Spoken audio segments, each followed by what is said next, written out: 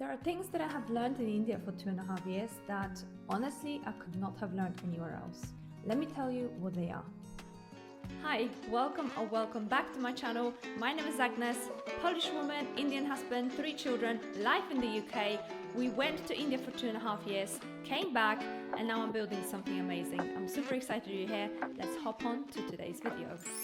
So the first thing on my list is gratitude and slowing down. India forces appreciation. Everyone in India has plenty of time in their hand, whereas in the UK, everyone rushes, a rat race, never time for socializing, and not enough time for family. And this is actually exactly why we escaped the UK to stay in India. The plan was that we're going to try for a year, see how it goes. We stayed for 2.5 years, and we would have stayed longer had it not been for our kids not really settling in well, and for the reasons other than that, and I have created plenty of videos explaining that, which you could watch. But also there is another thing, which is the gratitude point that I've made, and seeing how India is, the bad side of India. I don't want to discredit India. India is beautiful, it's got so much culture, it's got so much beautiful sites, but also has a lot of poverty, also has a lot of disadvantaged people, a lot more disadvantaged people than those that can afford comfortable living. And this really makes you appreciate where you come from and where are your roots and what is your social economical situation. And my kids saw people on the street living rough in the tents, sometimes not even in the tents, but just sleeping on the street. And they were asking me often, "Mommy, what is happening? Why is this person on the street?" And I had explained that this person is disadvantaged. Perhaps it is not able to read, because that is the case as well.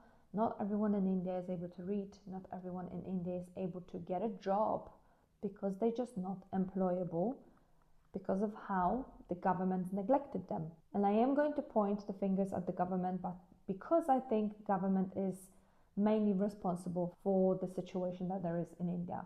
Yes, India is a vast country, it's got 1.4 billion people, but majority of those people are in disadvantaged position, and it could be better had government looked after them better. All right, on a better note, point 2 is that family always comes first. And here I want to compare the Indian attitude versus the British attitude. I feel, and obviously I'm not British, so I'm Polish, and our values in terms of the family bonds and in terms of how we look after our families and what the family means to us is a lot different to what it is for British culture.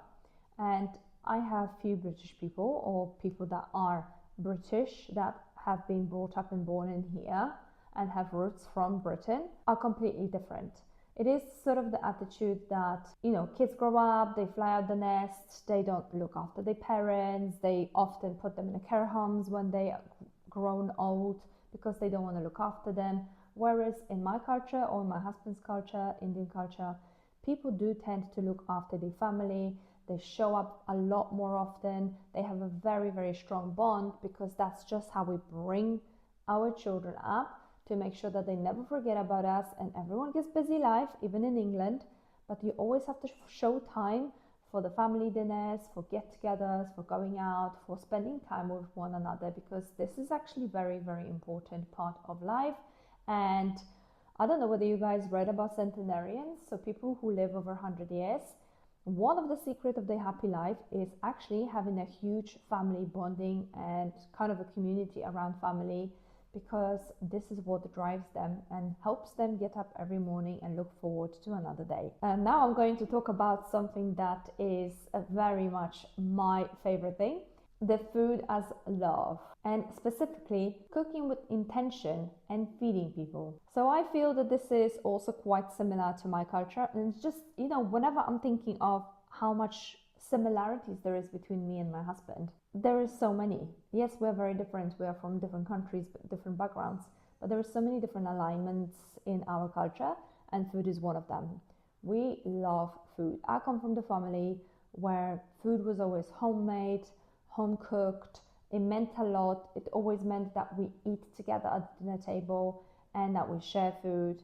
And also, whenever we get together, food is the center point. We meet over dinner tables or lunch tables and we eat a lot. I mean, it's overindulging at some point. The same thing in India. Food is the center.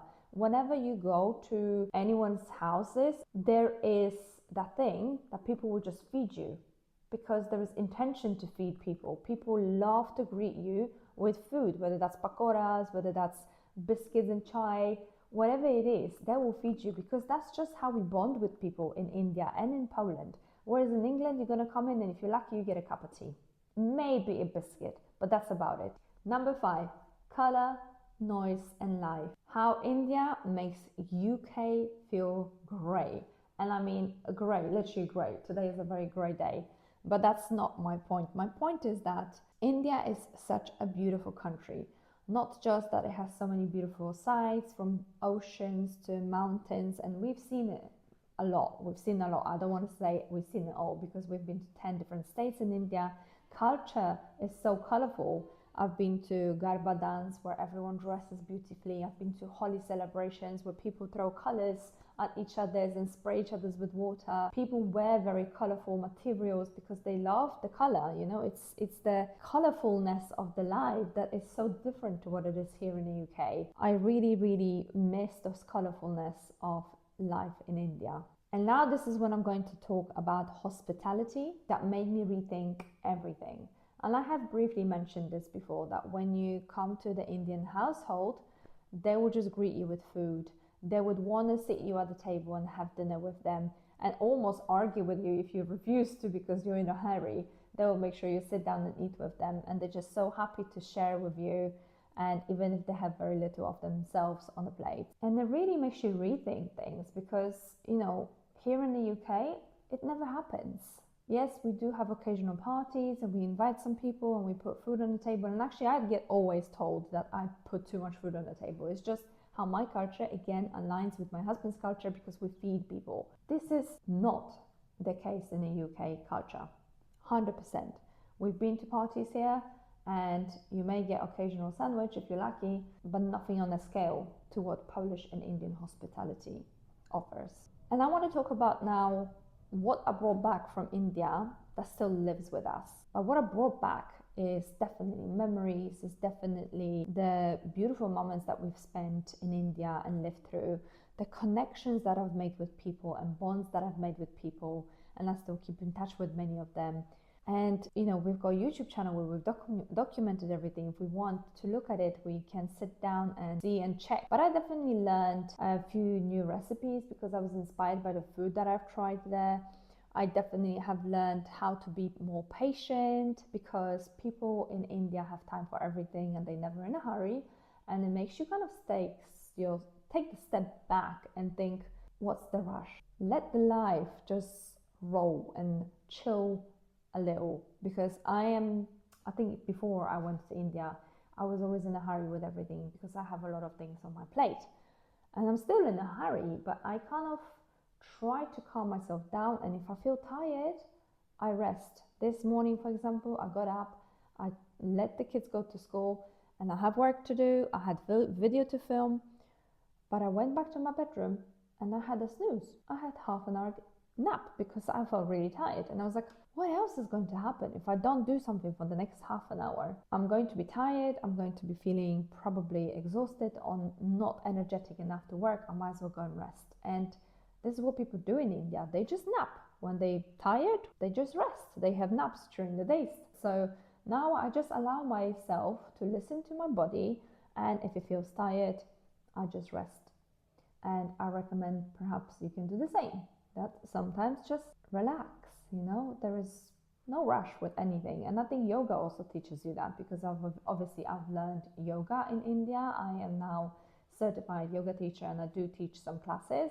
This is not my full-time thing, but it's a side thing, and it's my hobby and I love practicing yoga. But it also teaches you, you know, to use your breath, to calm yourself, to relax, to meditate, and also just to calm yourself down, because when you do, your nervous system calms down, your breath calms down, and things are just becoming easier. Because when you're stressed, you know, your hormones start going all over the place and you start getting anxious, and things are probably not falling in place if you're coming from this space of being really upset, anxious, and stressed. So as you see, India didn't just give me memories. It just gave me a different version of myself, which I absolutely love.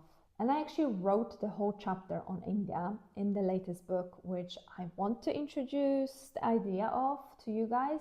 I have been working really, really hard at the back. Like, I am a busy bee, but when I need to, I relax, don't worry. But I have written a book and I'm working with a copy editor right now to help me get the book published. And as soon as it's out, I will give you obviously a shout, and then you can purchase it if you would like. And also I have a guide which I've written for those that possibly might want to come from India to the UK. And if you're considering coming over, there's a 38 pages guide which you can purchase in the description section. On that note, I also would love to introduce you to, if you haven't been to my channel before, to my husband, who sat down with me and recorded a very lovely video for our 18th anniversary. And it's been really nicely received. I would like to thank every single one of you who watched it, who wished us happy anniversary and gave us such a positive feedback. So we will definitely have more of those, where me and my husband sit and talk about something, and you can possibly put a suggestions in the comments if there is something that you would like to guys us to talk about. And my husband has something coming up as well in the pipeline, which I will definitely share with you guys once we have this established and kind of running. And yeah, life is exciting, and definitely being in India for 2.5 years made us relax, made us ready to action again and thrive. So I would like to invite you to watch that video, and I'll see you in the next one.